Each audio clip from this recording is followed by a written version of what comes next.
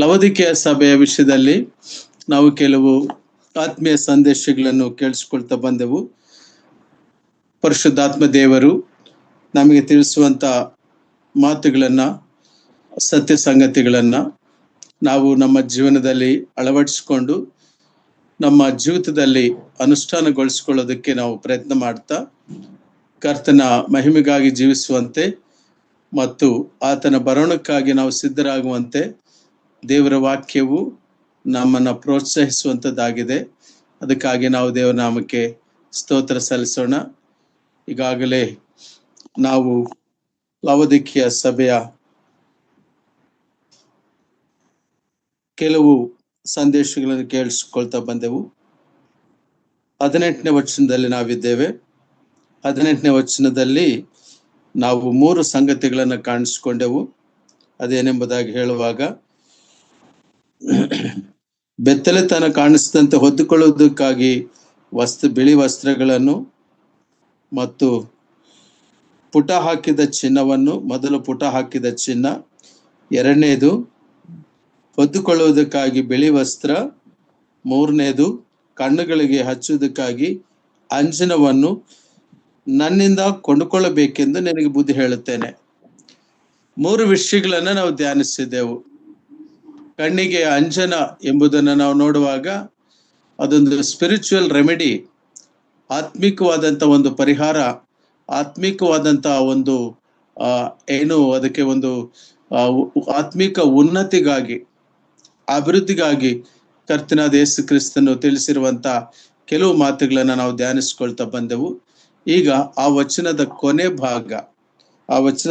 ಭಾಗ ಆದಂತ ಅಂಜನವನ್ನು, ಈ 3 ಸಂಗತಿಗಳು ನನ್ನಿಂದ ಕೊಂಡುಕೊಳ್ಳಬೇಕೆಂದು ನಿನಗೆ ಬುದ್ಧಿ ಹೇಳುತ್ತೇನೆ. ಇಲ್ಲಿ ನನ್ನಿಂದ ಎಂಬುದಾಗಿ ಹೇಳುವಾಗ ಕರ್ತನಾದ ಯೇಸು ಕ್ರಿಸ್ತನಿಂದ, ಕರ್ತನಾದ ಯೇಸು ಕ್ರಿಸ್ತನು ತಾನೇ ಹೇಳುತ್ತಿರುವಂತದ್ದು ನನ್ನಿಂದ ಕೊಂಡುಕೊಳ್ಳಬೇಕೆಂದು. ನಿನಗೆ ಎಂಬುದಾಗಿ ಹೇಳುವಾಗ ಲವೋದಿಕೀಯ ಸಭೆಗೆ, ಲವೋದಿಕೀಯ ಸಭೆಯ ದೂತನಿಗೆ ಬರೆಯುತ್ತಾ ಹೇಳುತ್ತಿರುವುದು ಲವೋದಿಕೀಯ ಸಭೆಗೆ ಸಂಬಂಧಪಟ್ಟಂಥದ್ದು. ಇದು ಕರ್ತನಾದ ಯೇಸು ಕ್ರಿಸ್ತನಿಗೂ ಸಭೆಗೂ ಇರುವಂತ ಒಂದು ಸಂಬಂಧವನ್ನ, ಒಂದು ಅವಿನಾಭಾವ ಸಂಬಂಧವನ್ನ, ಒಂದು ಬಾಂಧವ್ಯವನ್ನ ಸೂಚಿಸುವಂಥದ್ದಾಗಿದೆ. ಸಭೆಯು ಕರ್ತನದು, ಸಭೆಗೆ ಸಂದೇಶವನ್ನು ನೀಡುವವನು ಕರ್ತನು. ಸಭೆಗೆ ಕರ್ತನು ಸಂದೇಶವನ್ನು ನೀಡುವಾಗ ಇದು ಕರ್ತನು ತಾನೇ ತನ್ನ ಸ್ವರಕ್ತವನ್ನು ಸಂಪಾದಿಸಿಕೊಂಡಿರುವಂತ ಸಭೆಗೆ ತಾನು ನೀಡುವ ಸಂದೇಶವೆಂಬುದಾಗಿ ನಾವು ಗ್ರಹಿಸಿಕೊಂಡು ಆ ಸಂದೇಶಕ್ಕಾಗಿ ನಾವು ಎಲ್ಲರೂ ಕೂಡ ಸಿದ್ಧರಾಗಬೇಕು. ಅಷ್ಟು ಮಾತ್ರವಲ್ಲದೆ ಆ ಸಂದೇಶವನ್ನ ನಾವು ಪರಿಗ್ರಹಿಸಿಕೊಳ್ಳಬೇಕು. ಅದರಲ್ಲಿ ಅಂತರಾರ್ಥವಾಗಿರುವಂತ ಆತ್ಮಿಕ ಸಂಗತಿಗಳನ್ನು ನಾವು ಧ್ಯಾನಿಸಿಕೊಳ್ಳಬೇಕು. ಮತ್ತು ಅಷ್ಟು ಮಾತ್ರ ಅಲ್ಲ, ಅದನ್ನು ಅಕ್ಷರಾರ್ಥವಾಗಿ ಅನುಸರಿಸುವುದಕ್ಕಾಗಿ, ಆತ್ಮಾರ್ಥವಾಗಿ ಅವುಗಳನ್ನು ಅನುಸರಿಸೋದಕ್ಕೋಸ್ಕರವಾಗಿ ಪ್ರಯತ್ನ ಮಾಡಬೇಕು. ಆದುದರಿಂದ ನನ್ನಿಂದ ನೀನು ಕೊಂಡುಕೊಳ್ಳಬೇಕು. ಈಗ ಬನ್ನಿ ವಾಕ್ಯಕ್ಕೆ ಹೋಗೋಣ. ಕೊಂಡುಕೊಳ್ಳುವುದು ಅಂದ್ರೆ ಹೇಗೆ? ಕೊಂಡುಕೊಳ್ಳುವುದು ಎಂಬುದಾಗಿರುವಂತಹ ವ್ಯವಹಾರ ಎಂಬುದಾಗಿ ಹೇಳುವಾಗ ಒಬ್ಬರು ಮಾರೋರು ಇರ್ತಾರೆ, ಅದಕ್ಕೆ ಒಬ್ಬರು ಕೊಳ್ಳುಕೊಳ್ಳೋರು ಇರ್ತಾರೆ. ಆ ಮಾರಾಟ, ಆ ಕೊಂಡುಕೊಳ್ಳುವಿಕೆ, ಆ ಬೈಯಿಂಗ್ ಅಂಡ್ ಸೆಲ್ಲಿಂಗ್ ನಡೀಬೇಕಾದ್ರೆ, ಆ ಟ್ರಾನ್ಸಾಕ್ಷನ್ ಆಗಬೇಕಾದ್ರೆ, ಆ ಟ್ರಾನ್ಸಾಕ್ಷನ್ ಮೀಡಿಯಾ, ಅದಕ್ಕೆ ಒಂದು ಮೌಲ್ಯ ಇರಬೇಕು. ಅದಕ್ಕೊಂದು ಹಣದ ಮೌಲ್ಯ ಇರಬೇಕು. ಹಾಗಾಗಿ ಇಲ್ಲಿ ಬಂದು ನೋಡಿದಾಗ ಕರ್ತನಲ್ಲಿ ಪ್ರಿಯರೇ, ಆ ಟ್ರಾನ್ಸಾಕ್ಷನ್ ನಡಿಬೇಕಾದ್ರೆ, ಆ ಕೊಂಡುಕೊಳ್ಳಬೇಕಾದ್ರೆ ಕರ್ತನು ತಾನೇ ಹೇಳಿದನು, ದರಿದ್ರನು, ದುರವಸ್ಥೆಯಲ್ಲಿ ಬಿದ್ದ ಮನುಷ್ಯನು, ಸಂಪನ್ನನು ಎಂಬುದಾಗಿ ಹೇಳಿದರು, ಒಂದರಲ್ಲಿ ಕೊರತೆ ಇಲ್ಲದವನೆಂಬುದಾಗಿ ಹೇಳಿಕೊಂಡ್ರು, ನೀನು ದರಿದ್ರನು ಅಂತ ಹೇಳುತ್ತಿರುವಾಗ ಕೊಂಡುಕೊಳ್ಳೋದಕ್ಕೆ ಹೇಗೆ ಸಾಧ್ಯ? ಏನೂ ಇಲ್ಲದವನು, ಹಣವಿಲ್ಲದವನು ಹೇಗೆ ಅಂಗಡಿಯಲ್ಲಿ ಹೋಗಿ ಕೊಂಡುಕೊಳ್ಳಬಹುದು? ಇದು ಈಗ ಉದ್ಭವವಾಗುವಂತಹ ಒಂದು ಪ್ರಶ್ನೆ. ಲವೋದಿಕೀಯ ಸಭೆಗೆ ಕರ್ತನಾದ ಯೇಸು ಕ್ರಿಸ್ತನು ನೀನು ಕೊಂಡುಕೊಳ್ಳಬೇಕು ಎಂಬುದಾಗಿ ಹೇಳುವಾಗ ಅದರ ಅರ್ಥ ಲೌಕಿಕ ರೀತಿಯಲ್ಲಿ ಟ್ರಾನ್ಸಾಕ್ಷನ್ ಮಾಡುವಂಥದ್ದಲ್ಲ, ಲೌಕಿಕ ರೀತಿಯಲ್ಲಿ ಹಣ ಕೊಡುವುದು ಪಡೆದುಕೊಳ್ಳುವುದು ಅಲ್ಲ. ಇದು ಆತ್ಮೀಯ ರೀತಿಯಲ್ಲಿ ಅರ್ಥ ಮಾಡಿಕೊಳ್ಳಬೇಕು. ಆತ್ಮೀಯ ರೀತಿಯಲ್ಲಿ ಅರ್ಥ ಮಾಡಿಕೊಳ್ಳಬೇಕಾದ್ರೆ ಆತ್ಮೀಯ ರೀತಿಯಲ್ಲಿ ಬರೆದಿರುವಂತ ಸತ್ಯವೇದಕ್ಕೆ ನಾವು ಬರಬೇಕು. ಸತ್ಯವೇದದ ಹಿಂದಿನ ಆ ಒಂದು ಸಂಗತಿಗಳಿಗೆ ನಾವು ಬರಬೇಕು. ದಯಮಾಡಿ ನೋಡ್ರಿ, ಯೆಶಾಯನ ಪ್ರವಾದನೆ ಗ್ರಂಥ 55ನೇ ಅಧ್ಯಾಯ 1ನೇ ವಚನ. ಅಲ್ಲಿ ಒಂದು ಸಂಗತಿ ಸ್ಪಷ್ಟವಾಗಿ ಹೇಳಲ್ಪಟ್ಟಿದೆ. ಯೆಶಾಯನ ಪ್ರವಾದನೆ ಗ್ರಂಥ 55ನೇ ಅಧ್ಯಾಯ. ಎಲೈ ಬಾಯಾರಿದ ಸತ್ಯವಂತರೇ, ನೀರಿನ ಬಳಿಗೆ ಬನ್ನಿರಿ, ಹಣವಿಲ್ಲದವನು ಸಹ ಬರಲಿ. ಬನ್ನಿರಿ, ಕೊಂಡುಕೊಳ್ಳಿರಿ, ಉಣ್ಣಿರಿ, ಬಂದು ದ್ರಾಕ್ಷಾರಸವನ್ನು ಹಾಲನ್ನು ಹಣ ಕೊಡದೆ ಕ್ರಯವಿಲ್ಲದೆ ತೆಗೆದುಕೊಳ್ಳಿರಿ. ಸಾಕು ಸಿಸ್ಟರ್, ಥ್ಯಾಂಕ್ ಯು, ಚೆನ್ನಾಗಿ ಓದಿದಿರಿ. ಕೊಂಡುಕೊಳ್ಳಿರಿ, ಹಣವಿಲ್ಲದಿದ್ದರೂ ಉಚಿತವಾಗಿ ಕರ್ತನಾದ ಯೇಸು ಕ್ರಿಸ್ತನು ನಮಗೆ, ಆತನು ತನ್ನ ಅಮೂಲ್ಯವಾದಂತಹ ರಕ್ತವನ್ನ ಕಲ್ವಾರಿ ಕ್ರೂಜಿನಲ್ಲಿ ನಮಗೋಸ್ಕರವಾಗಿ ಚೆಲ್ಲಿದನು. ಪ್ರಿಯರೇ, ದ್ರಾಕ್ಷಾರಸವು ರಕ್ತವನ್ನು ಸೂಚಿಸುವಂತದ್ದಾಗಿದೆ. ಕರ್ತನಾದ ಯೇಸು ಕ್ರಿಸ್ತನು ನಮಗೆ ನಿತ್ಯ ಜೀವನ ಕೊಡೋದಕ್ಕೋಸ್ಕರವಾಗಿ ಆತನು ನಮಗಾಗಿ ಕಲ್ವಾರಿ ಕ್ರೂಜಿನಲ್ಲಿ ಜಜ್ಜಲ್ಪಟ್ಟಿದ್ದಾನೆ. ಉಚಿತಾರ್ಥವಾದ ಕೃಪೆಯಿಂದಲೇ ನಾವು ರಕ್ಷಣೆ ಹೊಂದಿದ್ದೀವಿ ಎಂಬುದಾಗಿ ಎಫೆಸದವರಿಗೆ ಬರೆದ ಪತ್ರಿಕೆ 2ನೇ ಅಧ್ಯಾಯದಲ್ಲಿ ನಾವು ಆ ಸಂಗತಿ ಕಾಣ್ತೇವೆ. ನಾವು ನಮ್ಮ ಪುಣ್ಯಕ್ರಿಯೆಗಳಿಂದ ನೀತಿ ಕ್ರಿಯೆಗಳಿಂದ ರಕ್ಷಣೆ ಹೊಂದಲಿಲ್ಲ, ಉಚಿತಾರ್ಥವಾಗಿ, ಹೌದು, ಹಣವಿಲ್ಲದೆ ನೀವು ಕೊಂಡುಕೊಳ್ಳಬೇಕೆಂಬುದಾಗಿ ಹೇಳುವಾಗ ಕರ್ತನ ಅಂತ ಯೇಸು ಕ್ರಿಸ್ತನ ಹೇಳುವಂತಹದ್ದು, ಪರಲೋಕ ರಾಜ್ಯಕ್ಕೆ ನಾವು ಪ್ರವೇಶಿಸಬೇಕಾದ್ರೆ, ಪರಲೋಕ ರಾಜ್ಯಕ್ಕೆ ನಾವು ಹೋಗಬೇಕಾದ್ರೆ ಭಯಾನಕವಾದ ಬೆಂಕಿಯ ಕೆರೆ, ಆ ನರಕಲೋಕದ ಯಾತನೆ, ಅದನ್ನು ತಪ್ಪಿಸಿಕೊಳ್ಳಬೇಕಾದರೆ ಆತನ ಬಳಿಗೆ ಬರಬೇಕು. ಹಣವಿಲ್ಲದವನು, ಕೊಂಡುಕೊಳ್ಳಕ್ಕಾಗದಿರುವವನು, ನಿರ್ಬಲನು, ಅಶಕ್ತನು, ಕಡುಬಡವನು, ಕರ್ತನಲ್ಲಿ ಪ್ರಿಯರೇ, ದೇವರ ದೃಷ್ಟಿಯಲ್ಲಿ ಯಾವ ವ್ಯತ್ಯಾಸವೂ ಇಲ್ಲ. ಪಂಡಿತ ಪಾಮರ ವ್ಯತ್ಯಾಸವಿಲ್ಲ, ಐಶ್ವರ್ಯವಂತನು ಬಡವನು ಎಂಬ ವ್ಯತ್ಯಾಸವಿಲ್ಲ, ಓದಿದವನು ಓದಿಲ್ಲದವನು ಎಂಬ ವ್ಯತ್ಯಾಸವಿಲ್ಲ. ಆತನು ಎಲ್ಲರನ್ನ ನೋಡುವಾಗ ಆತನು ತನ್ನ ಅಮೂಲ್ಯ ಸೃಷ್ಟಿಯನ್ನಾಗಿ ನೋಡ್ತಾನೆ. ನಾವು ಆತನ ದೃಷ್ಟಿಯಲ್ಲಿ ಆತ್ಮಗಳು ಆಗಿ ಆತನು ಗಮನಿಸ್ತಾನೆ. ಹಾಗಾಗಿ ಕರ್ತನ ಅಂತ ಯೇಸು ಕ್ರಿಸ್ತನ ಆ ಸನ್ನಿಧಿಗೆ, ಆತನ ಬಳಿಗೆ ನಾವು ಕೊಂಡುಕೊಳ್ಳಿಕ್ಕಾಗಿ ಹೋಗಬೇಕಾಗಿದೆ. ಇದನ್ನೇ ಮತ್ತಾಯನ ಸುವಾರ್ತೆಯಲ್ಲಿ ಕೂಡ ಯೇಸು ಸ್ವಾಮಿ ಶಿಷ್ಯರಿಗೆ ಹೇಳ್ತಾನೆ. ಶಿಷ್ಯರಿಗೆ ಹೇಳ್ತಾ, ಪರಲೋಕ ರಾಜ್ಯವು ಏನಕ್ಕೆ ಹೋಲಿಕೆಯಾಗಿದೆ ಅಂದ್ರೆ, ಒಬ್ಬನು ಹಣ ಇರುವವನು ಅವನೇನು ಮಾಡ್ತಾನೆ, ಅವನಿಗಿರುವ ಹಣವನ್ನೆಲ್ಲ ಮಾರಿ, ಅಂದ್ರೆ ಸೀದಾ ಆ ಪರಲೋಕದ ರಾಜ್ಯದ ಮಹತ್ವವನ್ನು ಕುರಿತು ಇಸ್ರಾಯೇಲ್ ಜನರ ಮಧ್ಯದಲ್ಲಿ, ಪರಿಸಾಯರ ಮಧ್ಯದಲ್ಲಿ, ಯಹೂದ್ಯರ ಮಧ್ಯದಲ್ಲಿ, ಆರಿಸಿಕೊಂಡಿರುವಂತ ಶಿಷ್ಯರ ಮಧ್ಯದಲ್ಲಿ ಕರ್ತನಾದ ಯೇಸು ಕ್ರಿಸ್ತನು ತಾನು ಸಿಲುಬೆಗೆ ಹಾಕಲ್ಪಟ್ಟದಕ್ಕಿಂತ ಮುಂಚಿತವಾಗಿ ಪರಲೋಕ ರಾಜ್ಯವು ಸಮೀಪಿಸುತ್ತೆಂಬುದಾಗಿರುವಂತ ಸುವಾರ್ತೆಯನ್ನು ಸಾರುವ ಸಂದರ್ಭದಲ್ಲಿ ಪರಲೋಕ ರಾಜ್ಯದ ಕುರಿತು ಗ್ರಹಿಕೆ ಉಂಟಾಗ್ಲಿಕ್ಕೆ, ಪರಲೋಕ ರಾಜ್ಯದ ಕುರಿತು ಒಂದು ಅಂಡರ್ಸ್ಟ್ಯಾಂಡಿಂಗ್ ಕ್ರಿಯೇಟ್ ಆಗ್ಲಿಕ್ಕೆ, ಪರಲೋಕ ರಾಜ್ಯದ ಕುರಿತು ಅವರಿಗೆ ಒಂದು ಸರಿಯಾದ ಅರ್ಥ ಸಿಗುವುದಕ್ಕೆ ಕರ್ತನಾದ ಯೇಸು ಕ್ರಿಸ್ತನು ಹಲವಾರು ಉದಾಹರಣೆಗಳನ್ನು ಕೊಟ್ಟು ಬೋಧಿಸುವಂತದ್ದನ್ನು ನಾವು ಕಾಣ್ತೇವೆ ಪ್ರಿಯರೇ. ಹಾಗೆ ಮತ್ತಾಯನ ಬರೆದ ಸುವಾರ್ತೆಯಲ್ಲಿ 13ನೇ ಅಧ್ಯಾಯ 44 ಮತ್ತು 45 ವಚನಗಳನ್ನ ದಯಮಾಡಿ ಓದಿ ಸಿಸ್ಟರ್. ಮತ್ತಾಯನ ಬರೆದ ಸುವಾರ್ತೆ 13ನೇ ಅಧ್ಯಾಯ 44-45. ಪರಲೋಕ ರಾಜ್ಯದಲ್ಲಿ ಪರಲೋಕ ರಾಜ್ಯವು ಹೊಲದಲ್ಲಿ ಹೂಳಿಟ್ಟ ದ್ರವ್ಯಕ್ಕೆ ಹೋಲಿಕೆಯಾಗಿದೆ. ಒಬ್ಬನು ಅದನ್ನು ಕಂಡುಕೊಂಡು ಮುಚ್ಚಿಬಿಟ್ಟು ಅದರಿಂದಾದ ಸಂತೋಷದಿಂದ ತನ್ನ ಬದುಕನ್ನೆಲ್ಲ ಮಾರಿ ಆ ಹೊಲವನ್ನು ಕೊಂಡುಕೊಂಡನು. ಮತ್ತು ಪರಲೋಕ ರಾಜ್ಯವು ಉತ್ತಮವಾದ ಮುತ್ತುಗಳನ್ನು ಹುಡುಕುವ ವ್ಯಾಪಾರಸ್ಥನಿಗೆ ಹೋಲಿಕೆಯಾಗಿದೆ. ಅವನು ಬಹು ಬೆಲೆಯುಳ್ಳ ಒಂದು ಮುತ್ತನ್ನು ಕಂಡು ತನ್ನ ಬದುಕನ್ನೆಲ್ಲ ಮಾರಿ ಬಂದು ಅದನ್ನು ಕೊಂಡುಕೊಂಡನು. ಸಾಕು ಸಿಸ್ಟರ್. ಸ್ವಾಮಿ ಹೇಳಿದ್ದು ಮಾತು ಕರ್ತನಾದ ಯೇಸು ಕ್ರಿಸ್ತನು. ಸಂದರ್ಭ ಚೆನ್ನಾಗಿ ಅರ್ಥ ಮಾಡ್ಕೊಳ್ಳಿ. ಯಾವಾಗ್ಲೂ ಕೂಡ ದೇವ್ರ ವಾಕ್ಯನ ನಾವು ಅರ್ಥ ಮಾಡ್ಕೋಬೇಕಾದ್ರೆ ಅದು ಯಾರು ಹೇಳಿದ್ದು, ಯಾರಿಗೆ ಹೇಳಿದ್ದು, ಯಾವ ಸಂದರ್ಭದಲ್ಲಿ ಹೇಳಿದ್ದು, ಯಾವ ವಿಷಯಕ್ಕಾಗಿ ಹೇಳಿದ್ದು, ಇಷ್ಟು ದೃಷ್ಟಿಕೋನದಲ್ಲಿ ಇಷ್ಟು ವಿಷಯದಲ್ಲಿ ನಾವು ಅರ್ಥ ಮಾಡ್ಕೊಂಡ್ರೆ ನಮಗೆ ವಾಕ್ಯದಲ್ಲಿರುವಂತ ಪರಮಾರ್ಥ, ವಾಕ್ಯದಲ್ಲಿರುವಂತ ಆ ಒಳಗಿನ ಅರ್ಥ ನಮಗೆ ಸ್ಪಷ್ಟವಾಗಿ ಅರ್ಥ ಆಗುತ್ತೆ. ಯಾಕೆ ಯೇಸು ಸ್ವಾಮಿ ಈ ಸಾಮ್ಯ ರೂಪವಾಗಿ ಹೇಳ್ಬೇಕಾಯ್ತು? ಇವು ಕಟ್ಟುಕತೆಗಳಲ್ಲ, ಅಥವಾ ಕಲ್ಪನಾ ಕಥೆಗಳಲ್ಲ, ಅಥವಾ ವಂಶಾವಳಿಗಳನ್ನು ಕುರಿತು ಹೇಳುವಂಥದ್ದಲ್ಲ.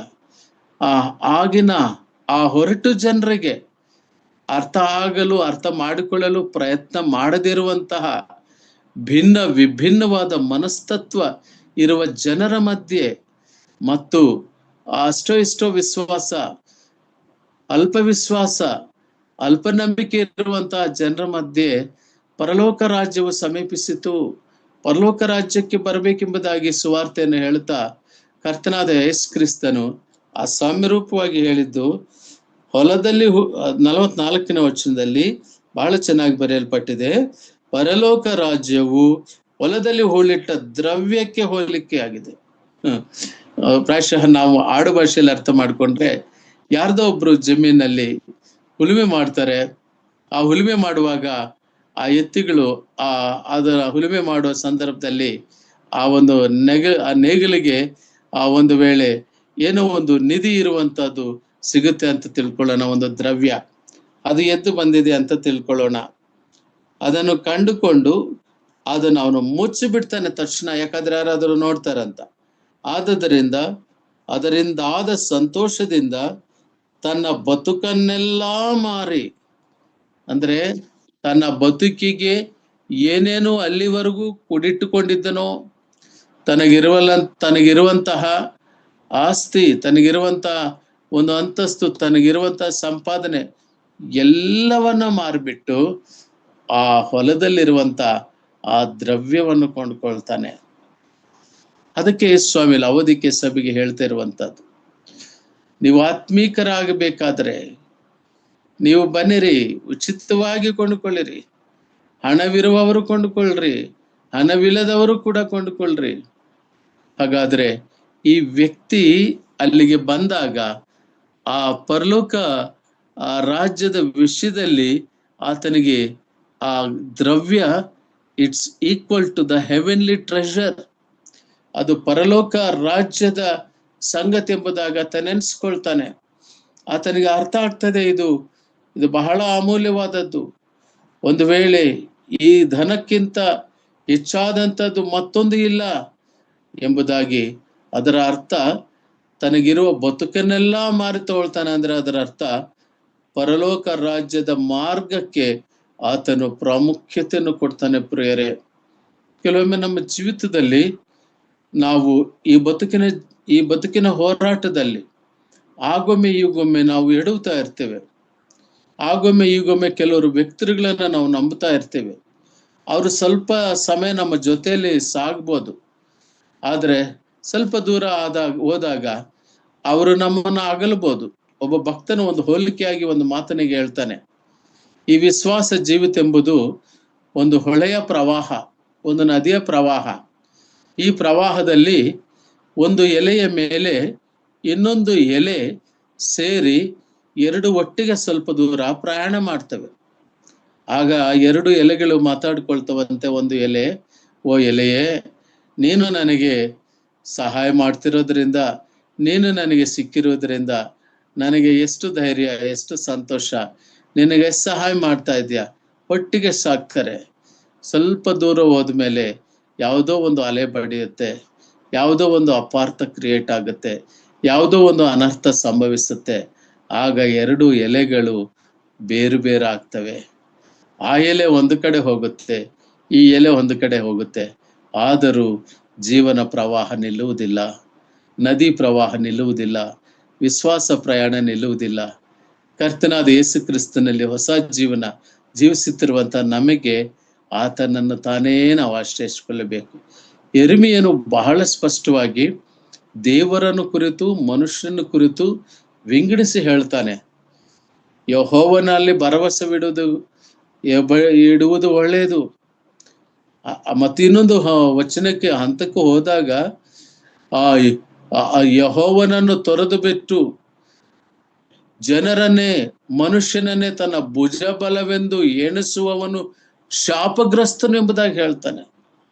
ಅಂದ್ರೆ ಅದರ ಅರ್ಥ ಮನುಷ್ಯನನ್ನ, ಜೊತೆಗಾರನನ್ನ ಅಥವಾ ಇತರರನ್ನ ಸುತ್ತಲಿರೋ ನಂಬಬಾರದಂತಲ್ಲ, ಆದ್ರೆ ಅವರೇ ನನ್ನ ಸ್ಟ್ರೆಂಗ್ತ್, ಅವರೇ ನನ್ನ ಭುಜಬಲ, ಅವರಿಂದಲೇ ನನ್ನ ಬದುಕು, ಅವರಿಂದಲೇ ನನ್ನ ಜೀವನ ಅನ್ನುವ ರೀತಿಯಲ್ಲಿದ್ರೆ ಅದು ಶಾಪಗ್ರಸ್ತವಾದ ಜೀವನ ಅಂತ ಹೇಳ್ತಾನೆ. ಯಾಕಂದ್ರೆ ಎಲೆಗಳು ಯಾವಾಗಲಾದರೂ ಬೇರಾಗಬಹುದು. ಒಂದು ವೇಳೆ ಮತ್ತೆ ದೇವರು ಅನುಗ್ರಹಿಸಿದ್ರೆ ಮುಂದಕ್ಕೆ ಹೋದಾಗ ಮತ್ತೆ ಆ ಎಲೆಗಳು ಇನ್ನೊಂದು ಅಲೆಯಿಂದ ಒಂದಾಗಬಹುದು. ಇದು ವಿಶ್ವಾಸ ಜೀವಿತದ ಪ್ರಯಾಣ. ಬಹಳ ಒಳ್ಳೆಯ ಹಾಡು ಒಂದು ಭಾಷೆಯಲ್ಲಿ ಬರೆಯಲ್ಪಟ್ಟಿದೆ. ವಿಶ್ವಾಸ ಜೀವಿತದ ಈ ಹಡಗು ಹಾಗೆ ಹೀಗೆ ಕಷ್ಟ ನಷ್ಟಗಳ ನಡುವೆ ಹೋಗುವಂಥದ್ದು, ಹಾಗಾಗಿ ನಡೆಯುವಂಥದ್ದು ಆಗಿರ್ತದೆ. ಬನ್ನಿ, ನಾನು ಮುಂದಕ್ಕೆ ಹೋಗ್ತೇನೆ. ಕರ್ತನಾದ ಯೇಸು ಕ್ರಿಸ್ತನು ಇನ್ನೊಂದು ಸಾಮ್ಯವನ್ನ ವ್ಯಾಪಾರಸ್ಥನಿಗೆ ಹೋಲಿಕೆ ಮಾಡಿ ಹೇಳ್ತಾನೆ. 45ನೇ ವಚನ ಓದಿದ್ದೀರಾ? ಆಗ್ಲೇ ಓದಿದಾರಲ್ಲ ಸಿಸ್ಟರ್? ಓಕೆ. ಮತ್ತು ಪರಲೋಕ ರಾಜ್ಯವು ಉತ್ತಮವಾದ ಮುತ್ತುಗಳನ್ನು ಹುಡುಕುವ ವ್ಯಾಪಾರಸ್ಥನಿಗೆ ಹೋಲಿಕೆಯಾಗಿದೆ. ಈಗ ವ್ಯವಸಾಯದಾರನು ಹೋದನು, ವ್ಯಾಪಾರಸ್ಥನು ಬಂದನು. ನಮ್ಮ ಸ್ವಾಮಿಯ ಬೋಧಿಸುವ ಬೋಧನೆಯ ವಿಧಾನವೇ ಹೀಗಿರ್ತದೆ. ಹತ್ತಿರವರವರನ್ನು ಫಸ್ಟ್ ತಗೊಳ್ತಾನೆ, ದೂರದಲ್ಲಿರೋರನ್ನ ನಂತರ ತಗೊಳ್ತಾನೆ. ನಮಗೆ ವ್ಯವಸಾಯ, ಹುಟ್ಟುವಳಿ, ಸಾಗುವಳಿ ಮತ್ತು ಬೇಸಾಯ ಅದು ಬಹಳ ಮುಖ್ಯವಾದದ್ದಲ್ವಾ? ಹಳ್ಳಿಗಾಡಿನ ಜೀವನ ನಡೆಸುವಂಥವ್ರಿಗೆ ತುಂಬಾನೇ ಮುಖ್ಯವಾಗಿರುವಂಥದ್ದು. ಆರಂಭ ಅಂತ ಹೇಳ್ತಾರೆ ಕೆಲವು ಹಳ್ಳಿ ಭಾಷೆಯಲ್ಲಿ, ವ್ಯವಸಾಯ ಎಂಬುದಾಗಿ ಹೇಳ್ತಾರೆ. ಈ ಕಾಲದಲ್ಲಿ ಬಹಳ ಕಷ್ಟ ವ್ಯವಸಾಯ ಅಂತ ಹೇಳ್ತಿರ್ತಾರೆ. ಇರ್ಲಿ, ಅದು ಏನೇ ಆಗಿರ್ಲಿ, ವ್ಯವಸಾಯಕನ ನಂತರ ವ್ಯಾಪಾರಸ್ಥನು ಬಂದ. ಈ ವ್ಯಾಪಾರಸ್ಥನದೇನು, ಅವನ ಅನ್ವೇಷಣೆ ಏನು, ಅವನ ಹುಡುಕಾಟ ಏನು ಎಂಬುದನ್ನು ನೋಡುವಾಗ ಅವನು ಅಮೂಲ್ಯವಾದ ಮುತ್ತು ರತ್ನಗಳನ್ನು ಹುಡುಕ್ತಾ ಇದ್ದಾನೆ. ಆ ಉತ್ತಮವಾದ ಮುತ್ತುಗಳನ್ನು ಹುಡುಕುವ ವ್ಯಾಪಾರಸ್ಥನಿಗೆ ಹೋಲಿಕೆಯಾಗಿದೆ ಪರಲೋಕ ರಾಜ್ಯವು. ಬಹುಬೆಲೆಯುಳ್ಳ ಒಂದು ಮುತ್ತನ್ನು ಕಂಡು ತನ್ನ ಬದುಕನ್ನೆಲ್ಲ ಮಾರಿ ಬಂದು ಅದನ್ನು ಕೊಂಡುಕೊಂಡನು. ಈತನು ಕೂಡ ಅದನ್ನೇ ಮಾಡಿದನು. ನನಗಿನ್ನ ಯಾವ ಮುತ್ತು ಬೇಡ, ನನಗಿನ್ನ ಯಾವ ಆಸ್ತಿ ಬೇಡ, ನನಗಿರುವ ಎಲ್ಲ ಬೇರೆ ಎಲ್ಲದಕ್ಕಿಂತ ಪರಲೋಕ ರಾಜ್ಯವೆಂಬ ಈ ಮುತ್ತು, ಪರಲೋಕ ರಾಜ್ಯವೆಂಬ ಈ ದ್ರವ್ಯ ವ್ಯವಸಾಯದಾರನಿಗೆ, ಪರಲೋಕ ರಾಜ್ಯವೆಂಬ ಈ ಮುತ್ತು ವ್ಯಾಪಾರಸ್ಥನಿಗೆ. ಆದ್ದರಿಂದ ಪ್ರಿಯರೇ, ನಾವು ಯಾಕೆ ಹಳೆ ಒಡಂಬಡಿಕೆಯನ್ನ ಹೊಸ ಒಡಂಬಡಿಕೆಯಲ್ಲಿರುವ ಈ ಉದಾಹರಣೆಗಳನ್ನ ತೆಗೆದುಕೊಂಡು ಲವೋದಿಕೀಯ ಸಭೆಯಲ್ಲಿರುವ ಆ ಒಂದು ಚಿಕ್ಕ ವಚನಕ್ಕೆ ಈ ಕೆಲವು ವಚನಗಳನ್ನ ಉಲ್ಲೇಖ ಮಾಡಿ, ಹೋಲಿಕೆ ಮಾಡಿ ಅರ್ಥ ಮಾಡಿಕೊಳ್ಳೋ ಪ್ರಯತ್ನ ಮಾಡ್ತೀವಿ ಅಂದ್ರೆ, ಕರ್ತನಾದ ಯೇಸು ಸ್ವಾಮಿ ಒಂದು ಮಾತನ್ನ ಹೇಳ್ತಾರೆ, ಬಹಳ ಒಳ್ಳೆಯ ಮಾತುಗಳನ್ನ. ಆತ ಧರ್ಮಶಾಸ್ತ್ರೋಪದೇಶಕನು ಯಾವ ರೀತಿ ಬೋಧಿಸಬೇಕು ಅಂತ, ನಿಜವಾದ ಆರಾಧಿಕನು, the true worshipper must know the truth of the word of God, ದೇವರ ವಾಕ್ಯದ ಸತ್ಯವನ್ನ ಅರಿತಂತವನಾಗಿ ಆರಾಧಿಸಬೇಕು ನಿಜವಾದ ಆರಾಧಿಕನು. ಸತ್ಯವೇದವನ್ನ ಬೋಧಿಸುವಂತ ಬೋಧಕನು, he must preach the truths of the word of God.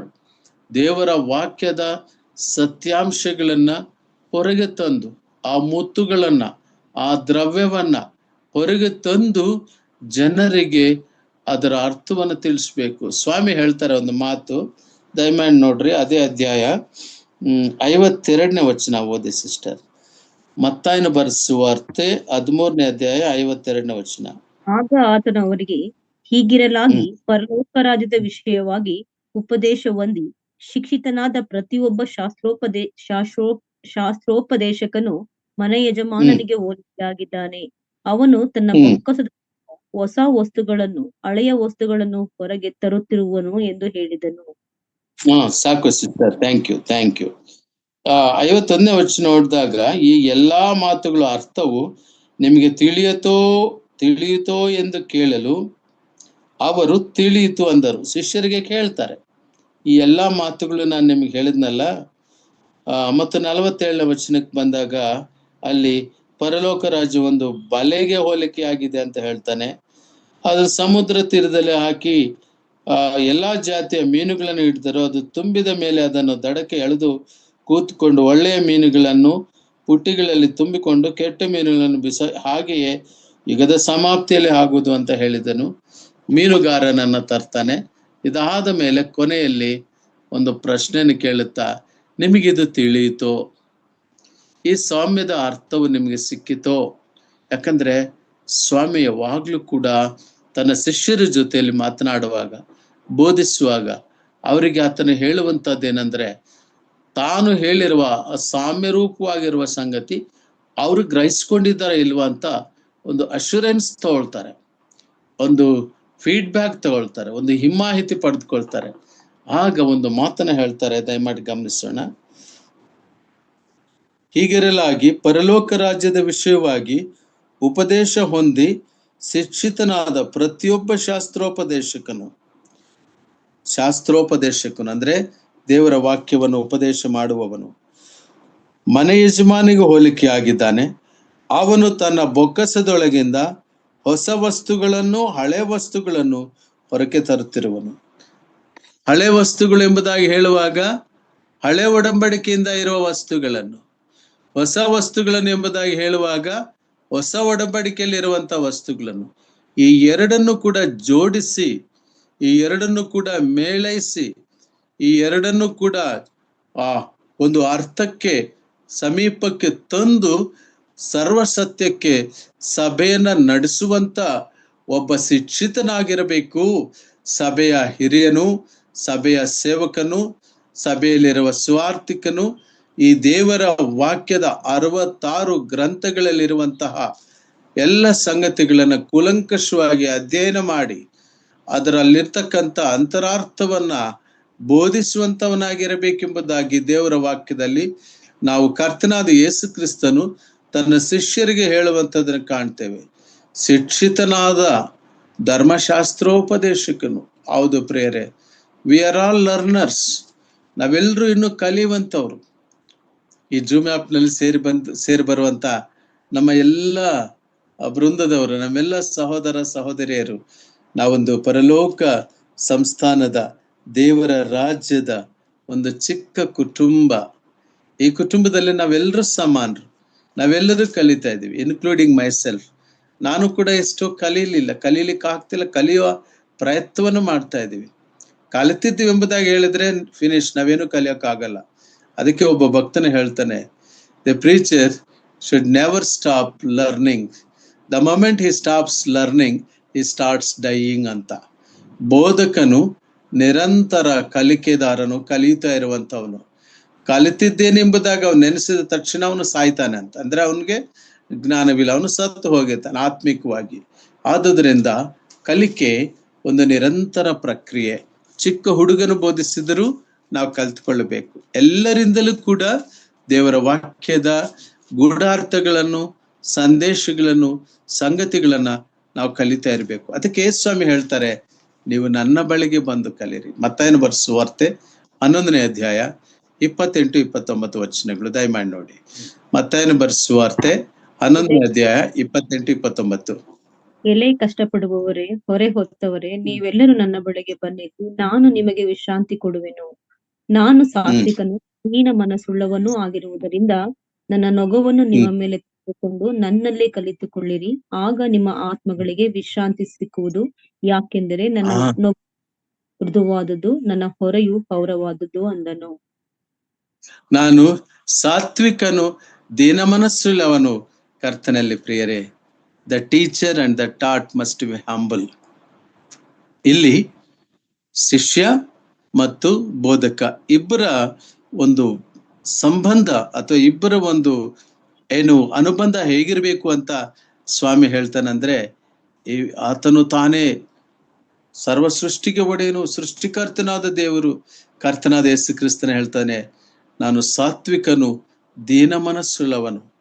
ಸಾತ್ವಿಕತ್ವ, ದೀನ ಮನಸ್ಸು, ಆ ದೈನ್ಯತೆ ಬೋಧಿಸುವಂತ ನನಗೆ ನಮ್ಮೆಲ್ಲರಿಗೂ ಕೂಡ ಅದು ಬಹಳ ಮುಖ್ಯ. ಯಾಕಂದ್ರೆ ನಾವು ಮನುಷ್ಯರು, ನಾವು ಯಾವ ಸಂದರ್ಭದಲ್ಲಾದರೂ ಒಂದು ಬಲಹೀನತೆಗೆ ತುತ್ತಾಗುವಂತವ್ರು, ಕೈಲಾಗದಿರುವಂತವ್ರು, ನಿರ್ಬಲಾವಸ್ಥೆಯಲ್ಲಿರುವವರು. ಅದಕ್ಕೆ ಪೌಲನು ಹೇಳ್ತಾನೆ, ನನ್ನ ನಿರ್ಬಲಾವಸ್ಥೆಯಲ್ಲಿ ದೇವರ ಶಕ್ತಿ ಪೂರ್ಣ ಸಾಧಕವಾಗುವಂತದ್ದು. ಆತನ ಶಕ್ತಿ ನಮ್ಮನ್ನು ಪೂರ್ಣ ಸಾಧಕವಾಗುವಂತೆ ಮಾಡುತ್ತದೆ. ಪ್ರಿಯರೇ, ನಾವು ನಿರ್ಬಲರು ಎಂಬುದಾಗಿ ತಿಳಿದುಕೊಳ್ಳುವುದೇ ದೇವರ ದೃಷ್ಟಿಯಲ್ಲಿ ಬಲ. ಆಗ ಆತನ ಬಲ ನಮ್ಮ ನಿರ್ಬಲಾವಸ್ಥೆಯನ್ನು ತುಂಬಿಸುವಂಥದ್ದಾಗಿದೆ, ನಮ್ಮ ಕೊರತೆಯನ್ನು ನೀಗಿಸುವಂಥದ್ದಾಗಿದೆ, ನಮ್ಮ ಕಷ್ಟವನ್ನು ಪರಿಹಾರ ಮಾಡುವಂಥದ್ದಾಗಿದೆ. ಇದರರ್ಥ ನಾನು ಪ್ರಾಸ್ಪರಿಟಿ ಗಾಸ್ಪೆಲ್ ಪ್ರೀಚ್ ಮಾಡ್ತೇನೆ ಅಂತ ತಿಳ್ಕೊಬೇಡಿ. ಎಲ್ಲ ಆಶೀರ್ವಾದ ಸಿಗುತ್ತೆ ಸ್ವಾಮಿ ನಂಬಿದ್ರೆ ಅಂತ ನಾನು ಹೇಳ್ತಿಲ್ಲ.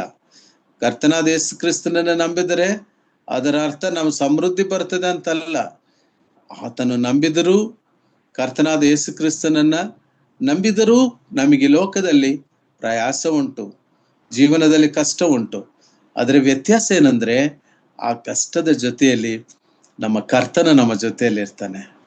ನಾನು ನಿನ್ನೊಂದಿಗಿದ್ದೇನೆ, ನದಿಗಳನ್ನು ಹಾದು ಹೋಗುವಾಗ ನೀನು ಮುಳುಗುವುದಿಲ್ಲ.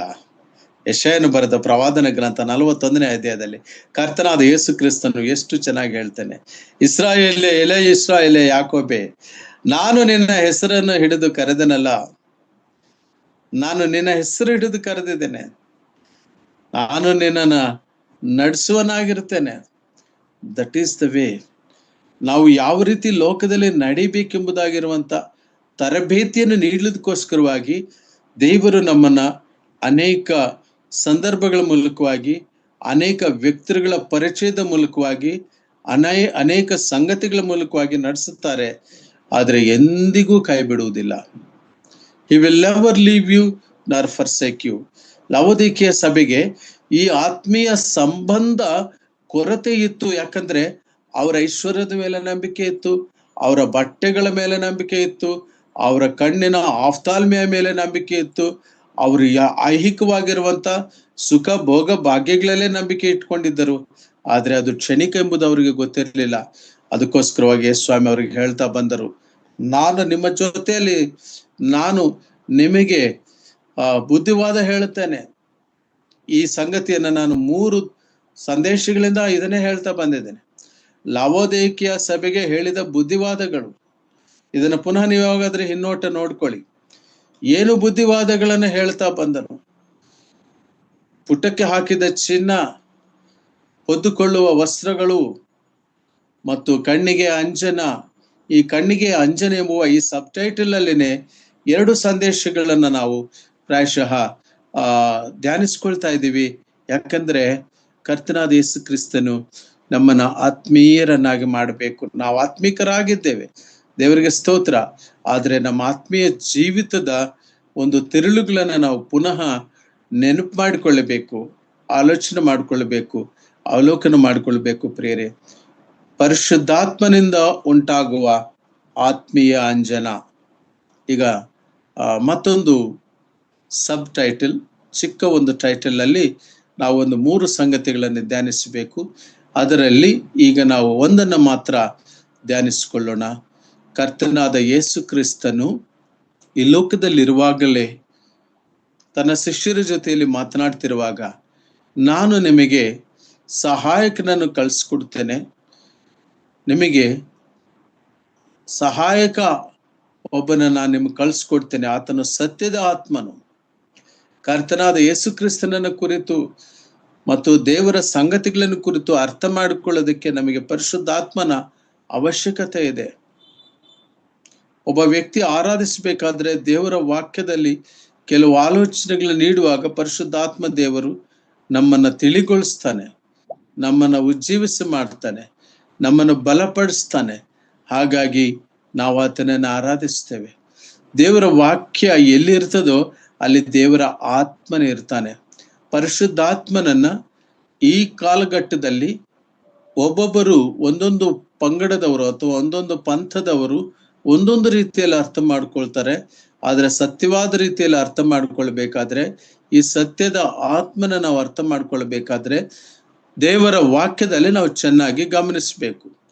ಒಂದು ಫಿಸಿಕಲ್ ಇಮೋಷನಲ್ ಔಟ್ಬರ್ಸ್ಟ್ ಅಲ್ಲ ಪರಿಶುದ್ಧಾತ್ಮನು ಬರೋದಂದ್ರೆ. ಪರಿಶುದ್ಧಾತ್ಮನು ಮತ್ತೆ ಮತ್ತೆ ಇಳಿದು ಬರುವಂತವನಲ್ಲ, ಅದೊಂದು ಹಿಸ್ಟಾರಿಕಲ್ ಇವೆಂಟ್, ಅದೊಂದು ಘಟನೆ, ಅದು ನಡೆದು ಹೋಯಿತು. ಯಾವಾಗ ಮೇಲಂತಸ್ತಿನಲ್ಲಿ ಶಿಷ್ಯರು ಪ್ರಾರ್ಥನೆ ಮಾಡ್ತಿರುವಾಗ 50ಮ ದಿನದಲ್ಲಿ ಪವಿತ್ರಾತ್ಮನು ಬಂದನು.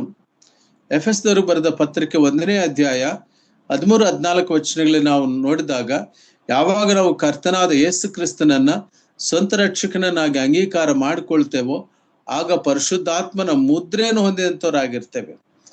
ಪರಿಶುದ್ಧಾತ್ಮ ದೇವರು ನಮಗೆ ಗ್ರಹಿಕೆಯನ್ನು ಉಂಟು ಮಾಡುವಂತವನಾಗಿರ್ತಾನೆ ಪ್ರಿಯರೇ. ಹಾಗಾಗಿ ನಾವು ಒಂದು ಸಂಗತಿಯನ್ನು ಆಲೋಚನೆ ಮಾಡ್ತಾ ಹೋಗೋಣ. ಮೊದಲನೇ ಯೋಹಾನ ಪತ್ರಿಕೆ 2ನೇ ಅಧ್ಯಾಯ 20-20ನೇ ವಚನ. First John chapter 2 verse 20.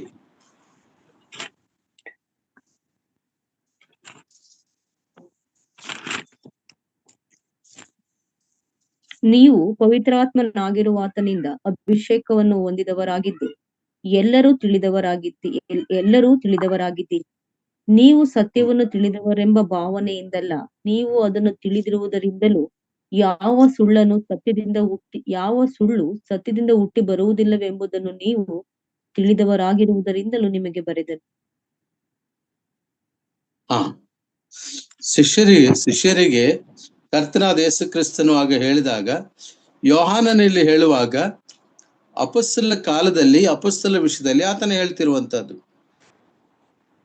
ನೀವು ಪವಿತ್ರನಾಗಿರುವಾತನಿಂದ ಅಭಿಷೇಕವನ್ನು ಹೊಂದಿದವರಾಗಿದ್ದು ಎಲ್ಲರೂ ತಿಳಿದವರಾಗಿದ್ದೀರಿ. ನೀವು ಸತ್ಯವನ್ನು ತಿಳಿದವರೆಂಬ ಭಾವನೆಯಿಂದಲ್ಲ, ನೀವು ಅದನ್ನು ತಿಳಿದಿರುವುದರಿಂದಲೂ ಯಾವ ಸುಳ್ಳು ಸತ್ಯದಿಂದ ಹುಟ್ಟಿ ಬರುವುದಿಲ್ಲ ಎಂಬುದನ್ನು ನೀವು ತಿಳಿದವರಾಗಿರುವುದರಿಂದಲೂ ನಿಮಗೆ ಬರೆದನು ಎಂಬುದಾಗಿ ನಾವು ಕಾಣ್ತೇವೆ. ಹಾಗೆ 27ನೇ ವಚನ ಕೂಡ, ಅದೇ ಅಧ್ಯಾಯ 27ನೇ ವಚನ. ಆದರೆ ಆತನಿಂದ ನೀವು ಹೊಂದಿದ ಅಭಿಷೇಕವು ನಿಮ್ಮಲ್ಲಿ ನೆಲೆಗೊಂಡಿರುವುದರಿಂದ ಯಾವನಾದರೂ ನಿಮಗೆ ಉಪದೇಶ ಮಾಡುವುದು ಅವಶ್ಯವಿಲ್ಲ. ಆತನು ಮಾಡಿದ ಅಭಿಷೇಕವು ಎಲ್ಲಾ ವಿಷಯಗಳಲ್ಲಿ ನಿಮಗೆ ಉಪದೇಶ ಮಾಡುವಂತದ್ದಾಗಿದ್ದು ಸತ್ಯವಾಗಿದೆ. ಸಾಕು ಸಿಸ್ಟರ್. ಇಲ್ಲಿ ಅರ್ಥ ಏನಂದ್ರೆ, ದೇವರ ವಾಕ್ಯವನ್ನ ಅರ್ಥ ಮಾಡಿಕೊಳ್ಳೋದಕ್ಕೆ ಪರಿಶುದ್ಧಾತ್ಮ ದೇವರು ನಮ್ಮನ್ನ ಆತ್ಮದಿಂದ ತುಂಬಿಸಿದ್ದಾನೆ. ಈಗ ಕೆಲವು ಪದಗಳನ್ನು ನಾವು ಅರ್ಥ ಮಾಡಿಕೊಳ್ಳುವಾಗ ವಾಕ್ಯದ ಬೆಳಕಿನಲ್ಲಿ ಅರ್ಥ ಮಾಡಿಕೊಳ್ಳಬೇಕು.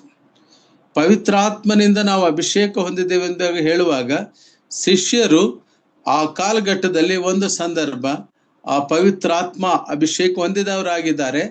ಆ ಪವಿತ್ರಾತ್ಮನಿಂದ ಉಂಟಾಗುವಂತ ಆ ಒಂದು ಅಭಿಷೇಕವು ಸತ್ಯದ ಸಂಗತಿಗಳನ್ನ ಅವರು ತಿಳಿದುಕೊಳ್ಳುವ ಹಾಗೆ ಮಾಡಿತು. ಈಗ ಕೆಲವು ಹಾಡುಗಳನ್ನು ಹಾಡ್ತಾರೆ ಬೇರೆ ಪಂಥದವರು, ಅಭಿಷೇಕವು ಕೊಡು ದೇವ, ಬೆಂಕಿಯಲ್ಲಿಯೇ ಬಂದು ಅಭಿಷೇಕ ಮಾಡು, ಮಳೆಯಂತೆ ಬಂದು ಅಭಿಷೇಕ ಮಾಡು, ಏನು ಗುಡುಗಿನಂತೆ ಬಂದು ಅಭಿಷೇಕ ಮಾಡು. ಆ ರೀತಿ ಎಲ್ಲ ಅಭಿಷೇಕ ಅಲ್ಲ. ಅಭಿಷೇಕವು ಒಂದೇ ಸಾರಿ. ಶಿಷ್ಯರಿ ಆ ದಿನದಲ್ಲಿ ಅಭಿಷೇಕ ಅಂದ್ರೆ ಏನು? ಪವಿತ್ರಾತ್ಮ ದೇವರು ಅವರಿಗೆ ಆ ಕಾಲಘಟ್ಟದಲ್ಲಿ 50ಮ ದಿನದಲ್ಲಿ ದೇವರ ಶಕ್ತಿ ಅವರಿಗೆ ಬಂತು. ಪೇತ್ರನು ಆ ಹಿಂದೆ ಕರ್ತನಾದ ಯೇಸು ಕ್ರಿಸ್ತನನ್ನು ಅಲ್ಲಗಳೆದವನು, ಓಡಿ ಹೋದಂಥವನು, 3 ಸಾರಿ ನನಗೆ ಗೊತ್ತಿಲ್ಲ ಅಂತ ಹೇಳಿದವನು, ಪವಿತ್ರಾತ್ಮನನ್ನ ಹೊಂದಿದಾಗ, ಪವಿತ್ರಾತ್ಮ ದೇವರ ಶಕ್ತಿಯನ್ನು ಹೊಂದಿದಾಗ, ಪವಿತ್ರಾತ್ಮ ಅಂತಲ್ಲ, ಪವಿತ್ರಾತ್ಮನು ಒಂದು ಶಕ್ತಿ ಅಲ್ಲ, ಒಂದು ವ್ಯಕ್ತಿ. This is the basic lesson. ನಾವು ಚೆನ್ನಾಗಿ ಅರ್ಥ ಮಾಡ್ಕೊಳ್ಬೇಕು. ಈ ಪರಿಶುದ್ಧಾತ್ಮ ದೇವರು, ಆತನು ನಮಗೆ ಬೋಧಿಸುವನಾಗಿರ್ತಾನೆ. ಸತ್ಯಾತ್ಮಗಳ ವಿವೇಚನ ಜ್ಞಾನವನ್ನು ದೇವರು ಕೊಡುವನಾಗಿರ್ತಾನೆ. ಲವೋದಿಕೀಯ ಸಭೆಗೆ ಪವಿತ್ರಾತ್ಮ ದೇವರು ನೀಡುವಂತ ಆ ಒಂದು ಗ್ರಹಿಕೆ, ಆ ಉಪದೇಶವನ್ನು ಕೂಡ ನೀವು ಹೊಂದಬೇಕು ಎಂಬುದಾಗಿ ಕರ್ತನ ಅಂತ ಯೇಸು ಕ್ರಿಸ್ತನು ಯೋಹಾನನಿಗೆ ಹೇಳುತ್ತಾ, ನೀನು ಈ ಲವೋದಿಕೀಯ ಸಭೆಗೆ ಬರೇ, ಅವರು ಈ ಸಂಗತಿಗಳನ್ನ ತಿಳಿದುಕೊಳ್ಳಬೇಕೆಂಬುದಾಗಿ ಹೇಳ್ತಾನೆ. ಆ ಪವಿತ್ರಾತ್ಮನನ್ನ ನೀವು ದುಃಖಪಡಿಸಬೇಡ್ರಿ. ಪವಿತ್ರಾತ್ಮನ ನಿಮ್ಮಲ್ಲಿದ್ದಾನೆ. ಕೆಲವೇ ಮಾತು ದುಃಖ ಪಡುವುದಕ್ಕೆ ನಾವೇನೇನೋ ಕಾರಣಗಳಾಗಿರ್ತೇವೆ. ಆತನನ್ನು ದುಃಖಪಡಿಸ್ಬೇಡ್ರಿ. ಒಬ್ಬ ಸಹೋದರನನ್ನ ದ್ವೇಷಿಸಿದಾಗ ಅಥವಾ ದೂಷಿಸಿದಾಗ ಪವಿತ್ರಾತ್ಮನು ದುಃಖಿತನಾಗ್ತಾ ಇರ್ತಾನೆ. ವಿನಾಕಾರಣ ಒಬ್ಬ ವ್ಯಕ್ತಿಯನ್ನ ನಿಂದಿಸಿದಾಗ ಆತನಲ್ಲಿರುವಂತಹ ಪವಿತ್ರಾತ್ಮನು ದುಃಖಿಸುವನಾಗಿರ್ತಾನೆ. ಇಬ್ಬರಿಗೂ ದುಃಖ ಆಗ್ತದೆ, ಗೊತ್ತಿಲ್ಲದಲ್ಲೇ ಆ ರೀತಿ ಆಗ್ತಾ ಇರ್ತದೆ. ದಯಮಾಡಿ ನೋಡ್ರಿ, ಅದಕ್ಕೆ ಉದಾಹರಣೆಯಾಗಿ ದೇವರ ವಾಕ್ಯದಲ್ಲಿ ಎಫೆಸ್ ದವರು ಬರೆದ ಪತ್ರಿಕೆ 4ನೇ ಅಧ್ಯಾಯ 30ನೇ ವಚನ. ಎಫೆಸ್ 4:30. ಎಫೆಸ್ ದವರು ಬರೆದ ಪತ್ರಿಕೆ 4ನೇ ಅಧ್ಯಾಯ 30ನೇ ವಚನಮ್ಮ. ದೇವರ ಪವಿತ್ರಾತ್ಮನನ್ನು ದುಃಖಿಸಬೇಡಿರಿ, ಆತನಲ್ಲಿಯೇ ವಿಮೋಚನೆಯ ದಿನಕ್ಕಾಗಿ ಮುದ್ರೆ ಹೊಂದಿದ್ದೀರಲ್ಲ. ಎಲ್ಲಾ ದ್ವೇಷ, ಕೋಪ, ಕ್ರೋಧ, ಕಲಹ, ದೂಷಣೆ ಇವುಗಳನ್ನು ಸಕಲ ವಿಧವಾದ ದುಷ್ಟತನವನ್ನು ನಿಮ್ಮಿಂದ ದೂರ ಮಾಡಿರಿ. ಒಬ್ಬರಿಗೊಬ್ಬರು ಉಪಕಾರಿಗಳಾಗಿಯೂ ಕರುಣೆ ಉಳ್ಳವರಾಗಿಯೂ ಕ್ಷಮಿಸುವವರಾಗಿಯೂ ಇರ್ರಿ. ಸಾಕು ಸಿಸ್ಟರ್, ಸಾಕು. Thank you. ಬೇರೆ ಯಾವ ಅಧ್ಯಾಯಗಳಿಗಿಂತ ಈ ಅಧ್ಯಾಯಗಳು ಎರಡು ಲಿಂಕ್ ಆಗಿವೆ, ಮಿಕ್ಸ್ ಆಗಿವೆ. 4-5 ಒಂದು ಪರಮ ಸತ್ಯವನ್ನು ಹೇಳುವಾಗ ದೇವರ ವಾಕ್ಯದಲ್ಲಿ ಕೆಲವು ಅಧ್ಯಾಯಗಳು ಹೀಗೆ ಮಿಕ್ಸ್ ಆಗುವಂತದ್ದನ್ನ ನಾವು ಕಾಣ್ತೀವಿ. ಪ್ರಿಯರೇ, ಇದಕ್ಕೆ ಎಕ್ಸ್ಪ್ಲನೇಷನ್ ಬೇಕಿಲ್ಲ. ಆತ್ಮೀಯ ಜೀವಿತದ ಅವಶ್ಯಕತೆಯನ್ನು ನಾವು ನಿಧಾನವಾಗಿ ಗಮನಿಸಿ ನೋಡಿದಾಗ ಲವೋದಿಕೀಯ ಸಭೆ, ಈ ಕಾಲಘಟ್ಟದಲ್ಲಿರುವಂತಹ ಸಭೆ, ಭಾವೋದ್ರೇಕಗಳನ್ನು ಕೆರಳಿಸುವ ಸಭೆ ಲವೋದಿಕೀಯ ಸಭೆ. ಸಭೆ ಅಂದ್ರೆ 4 ಗೋಡೆಗಳೆಲ್ಲ, ಸಭೆಯೊಳಗಿರೋ ಜನರು.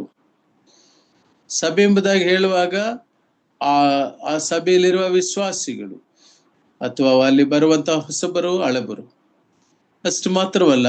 ಸಭೆ ಅಂದ್ರೆ ಎಲ್ಲರೂ ಕೂಡ ಅಂತನೂ ಅಲ್ಲ. ಅದರಲ್ಲಿ ಕೆಲವರು ಕ್ರಿಸ್ತನಿಗೆ ಹತ್ತಿರವಿರುವವರು ಇರಬಹುದು. ಇಲ್ಲಿ ಗಮನಿಸಿ ನಾವು ನೋಡಿದರೆ ಅಲ್ಲಿ ಒಂದು ಸಂಗತಿ ಕಾಣ್ತೇವೆ. ಏನಂದ್ರೆ, ದೇವರ ಪವಿತ್ರಾತ್ಮನನ್ನು ದುಃಖಿಸಬೇಡಿರಿ, ಆತನಲ್ಲಿಯೇ ವಿಮೋಚನೆಯ ದಿನಕ್ಕಾಗಿ ಮುದ್ರೆ ಹೊಂದಿದ್ದೀರಲ್ಲ. ಒಂದು ಸೀಲ್, ಮುದ್ರೆ ನೋಡ್ತಾರೆ.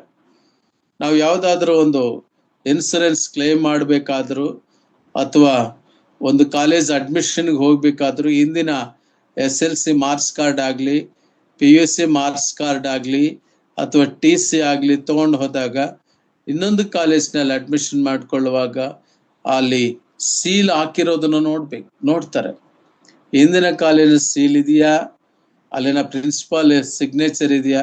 ಸಿಗ್ನೇಚರ್ ಇದ್ದು ಸೀಲ್ ಇಲ್ಲ ಅಂದ್ರೆ ಆ ಅಪ್ಲಿಕೇಶನ್ ಊರ್ಜಿತ ಆಗುವುದಿಲ್ಲ, ಅದು ಒಪ್ಪಿಗೆ ಆಗುವುದಿಲ್ಲ.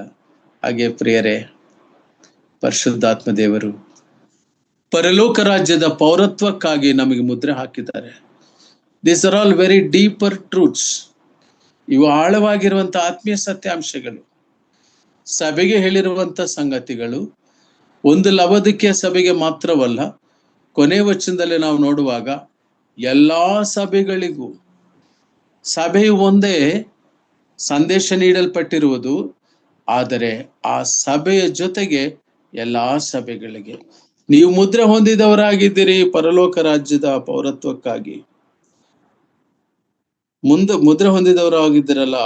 ಅದರಿಂದ 31ನೇ ವಚನ, ಎಲ್ಲ ದ್ವೇಷ, ಕೋಪ, ಕ್ರೋಧ, ಕಲಹ, ದೂಷಣೆ ಇವುಗಳನ್ನು ಸಕಲ ವಿಧವಾದ ದುಷ್ಟತನವನ್ನು ನಿಮ್ಮಿಂದ ದೂರ ಮಾಡಿರಿ. ಒಬ್ಬರಿಗೊಬ್ಬರು, ಇದು ಮೊದಲನೇ ನೆಗೆಟಿವ್ ಅಂಶಗಳು 5 ಹೇಳ್ತಾನೆ ಸ್ವಾಮಿ. ಇಲ್ಲಿ ಯಾವ ಕಾರಣಕ್ಕಾಗಿ ದ್ವೇಷ ಹುಟ್ಟುತ್ತೋ ಗೊತ್ತಿಲ್ಲ. ಚೆನ್ನಾಗೇ ಇರ್ತಾರೆ, ನೆನ್ನೆವರೆಗೂ ಚೆನ್ನಾಗಿದ್ರಲ್ಲ, ಇವತ್ತೇನಾಯ್ತು ಗಂಡ ಹೆಂಡತಿಗೆ ನಡುವೆ ಅಂತ ಹೇಳ್ತಾರೆ. ಇವತ್ತು ಅನ್ಯ ಜನರ ವಿಷಯದಲ್ಲಿ ನಾವು ಮರ್ತು ಬಿಡೋಣ. ಕ್ರಿಶ್ಚಿಯನ್ ಫ್ಯಾಮಿಲೀಸ್ ನಲ್ಲಿನೇ ಇಂಥ ಘಟನೆಗಳು ಎಷ್ಟೋ ನಮ್ಮ ದೃಷ್ಟಿಗೆ ಬರ್ತಾ ಇದ್ದೇವೆ. ಯಾಕೆ ಹೀಗಾಗ್ತದೆ? ಬಿಕಾಸ್ ಕಾರಣ ಏನಂತ ಹೇಳಿದ್ರೆ, ಜನರು ಈ ಕಾಲಘಟ್ಟಕ್ಕೆ ಬಂದಾಗ ಭಾವೋದ್ರೇಕಗಳು ಹೆಚ್ಚು ಹೊಂದ್ತಾರೆ. ಭಾವನೆಗಳಿರಬೇಕು ನಿಜ, ಭಾವನೆಗಳು ಉದ್ರೇಕವಾದರೆ ಅದು ಭಾವೋದ್ರೇಕ ಆಗುತ್ತೆ. ಅತಿ ಪ್ರೀತಿಯು ಬಂದಿಖಾನನೇ ಆಗುತ್ತೆ. ದೇವರಿಗಿಂತ ಹೆಚ್ಚಾಗಿ ಏನನ್ನಾದರೂ ಪ್ರೀತಿಸಿದ್ರು ಕೂಡ ಅದು ಅತಿಯಾದಂತ ಪ್ರೀತಿ, ಅದು ಒಂದು ಪೊಸೆಸಿವ್ನೆಸ್ಗೆ ಕಾರಣ ಆಗಿ ಅದರಿಂದಲೂ ಕೂಡ ದ್ವೇಷ, ಮತ್ಸರ, ಕಲಹ ಇಂಥ ರೀತಿಯ ನಕಾರಾತ್ಮಕ ಭಾವನೆಗಳು ಉಂಟಾಗುತ್ತೆ. ಆಗ ಪವಿತ್ರಾತ್ಮನ ಒಳಗಡೆ ದುಃಖಿಸ್ತಾ ಇರ್ತಾನೆ. ಇಂಥ ವ್ಯಕ್ತಿಯ ಜೊತೆಯಲ್ಲಿ ನಾನಿರೋದು, ಇಂಥ ವ್ಯಕ್ತಿಯ ಜೊತೆಯಲ್ಲಿ ಅಯ್ಯೋ, ಇದು ಎಂತಹ ದುರವಸ್ಥೆ ಪ್ರಿಯರೇ. ಆದ್ದರಿಂದ ಕೊನೆ ವಚನದಲ್ಲಿ ಕನ್ಕ್ಲೂಷನ್ ಕೊಡ್ತಾರೆ. ನಾನು ಕನ್ಕ್ಲೂಡ್ ಮಾಡ್ತೇನೆ. 32ನೇ ವಚನ, ಎಫೆಸ 4:32. ಒಬ್ಬರಿಗೊಬ್ಬರು ಉಪಕಾರಿಗಳಾಗಿಯೂ ಕರುಣೆಯುಳ್ಳವರಾಗಿಯೂ ಕ್ಷಮಿಸುವರಾಗಿಯೂ ಇರ್ರಿ. ಒಬ್ಬರಿಗೊಬ್ಬರು ಸಾಧ್ಯವಾದರೆ ಉಪಕಾರ ಮಾಡ್ರಿ. ಒಂದು ಕಾಲ ಇತ್ತು, ಪಕ್ಕದ ಮನೆಯಲ್ಲಿ ಹಲಸಿನ ಹಣ್ಣು ಕೊಯ್ದರೆ ಆ ವಾಸನೆ ಸುತ್ತು ಒಂದು 5-6 ಮನೆಗಳಿಗೆ ಬರ್ತಿರೋದು. ಈಗಿನ ಹಲಸಿನ ಹಣ್ಣಿಗೆ ವಾಸನೆ ಬರ್ತಿಲ್ಲ ಗೊತ್ತು. ಅದು ಕೊಯ್ದಿದ್ದಾರೆ ಅಂತ ಗೊತ್ತಾದಾಗ ಪ್ರತಿಯೊಂದು ಮನೆಗೂ ಅವರೊಂದು 10-15 ಆ ಹಲಸಿನ ಹಣ್ಣು ತೊಳೆಗೆ ಕಳಿಸ್ತಿದ್ರು ಮನೆಗಳಿಗೆ. ಯಾಕಂದ್ರೆ ಅವ್ರಿಗೂ ಉಪಕಾರ ಆಗ್ಲಿ. ಅವರು ಆಗ ಎಷ್ಟು ನಂಬಿರುವಂತವ್ರೇ ಆಗಿರಲ್ಲ, ಬಟ್ ಆ ಉಪಕಾರ ಮನೋಭಾವ, ಹಂಚಿಕೊಂಡು ತಿನ್ನುವ ಸ್ವಭಾವ ಆ ರೀತಿ ಇರುವಂತದ್ದಿತ್ತು. ಉಪಕಾರಿಗಳು, ಕರುಣೆ ಇಲ್ಲವರು. ಒಂದು ಕಾಲ ಇತ್ತು, ಯಾರಾದ್ರೂ ವಯಸ್ಸಾಗಿರೋರು ಬಂದ್ರೆ ಅಥವಾ ಗರ್ಭಿಣಿ ಸ್ತ್ರೀಯರು ಬಂದರೆ ಯವನಸ್ಥರು ಬಸ್ಸಲ್ಲಿ ಕುಂತಿರೋರು ಎದ್ದು ನಿಂತು ಅವ್ರಿಗೆ ಸೀಟ್ ಕೊಡೋರು. ಈ ಕಾಲದಲ್ಲಿ ನಾನು ಅಂತ ಸೀನ್ಸ್ ಹೆಚ್ಚಾಗಿ ನೋಡಿಲ್ಲ. ಸುಮ್ಮನೆ ಮೊಬೈಲ್ ನೋಡ್ಕೊಂಡು ಕಿವಿಗೆ ಹಾಕೊಂಡು ಯವನಸ್ಥರು ನೋಡ್ತಾ ಇರ್ತಾರೆ. ಪಕ್ಕದಲ್ಲಿ ಅಜ್ಜಿ ನಿಂತಿದ್ರು ಅಥವಾ ಗರ್ಭವತಿಗಳು ನಿಂತಿದ್ರು ಕೂಡ. ಯಾಕಂದ್ರೆ ಇವ್ರಿಗಿರೋದು ಎಂಟರ್ಟೈನ್ಮೆಂಟ್ ಲೋಕ. ಈ ಲೋಕ ಈಗ ಎಂಟರ್ಟೈನ್ಮೆಂಟ್ಗೆ ಹೋಗಿದೆ ಹೊರತು ಎನ್ಲೈಟೈನ್ಮೆಂಟ್ ಕಡೆ ಹೋಗ್ತಾ ಇಲ್ಲ. ಮನರಂಜನೆ ಕಡೆ ಹೋಗ್ತಾ ಇದೆ ಹೊರತು ಮನೋವಿಕಾಸದ ಕಡೆಗೆ ಹೋಗ್ತಾ ಇಲ್ಲ. ಪ್ರಿಯ ದೈವ ಜನರೇ, ಈ ಮಾತು ನಾನು ಎಲ್ಲರ ವಿಷಯದಲ್ಲಿ ಹೇಳ್ತಾ ಇಲ್ಲ, ಅಥವಾ ನಾನೇನೋ ಪರ್ಫೆಕ್ಟ್ ಅಂತ ಅಥವಾ ಕೆಲವರು ಯಾರೋ ಪರ್ಫೆಕ್ಟ್ ಅಂತ ಹೇಳ್ತಾ ಇಲ್ಲ. ಲೋಕಾರೂಢಿಯಾಗಿರುವ ವಿಷಯಗಳನ್ನೇ ನಿಮ್ಮೊಂದಿಗೆ ಹಂಚಿಕೊಳ್ತಾ ಇದ್ದೇನೆ. ಯಾಕಂದ್ರೆ ಇದು ಲವೋದಿಕೀಯ ಸಭೆಯ ಕಾಲಘಟ್ಟ. ಕ್ಷಮಿಸೋರಾಗಿರಿ. ತಪ್ಪೇ ಆಗೋಯ್ತಾ, ನಡೆದೋಯ್ತಾ, ಕ್ಷಮಿಸ್ಬಿಡಿ. Forgive and forget. ಈ 3 ಗುಣಗಳು ಆತ್ಮೀಯ ಜೀವಿತದ ಮುಖ್ಯ ಸೂತ್ರಗಳು. ಅವಕಾಶ ಕೊಟ್ಟಂತ ಹಿರಿಯರಿಗೆ ಮತ್ತು ನನ್ನ ದೇವರ ವಾಕ್ಯವನ್ನು ಕೇಳಿಸ್ಕೊಂಡಿರೋ ನಿಮ್ಮೆಲ್ಲರಿಗೂ ಕರ್ತನಾದ ಯೇಸು ಕ್ರಿಸ್ತನ ಹೆಸರಿನಲ್ಲಿ ವಂದನೆ ಸಲ್ಲಿಸ್ತೇನೆ. Thank you.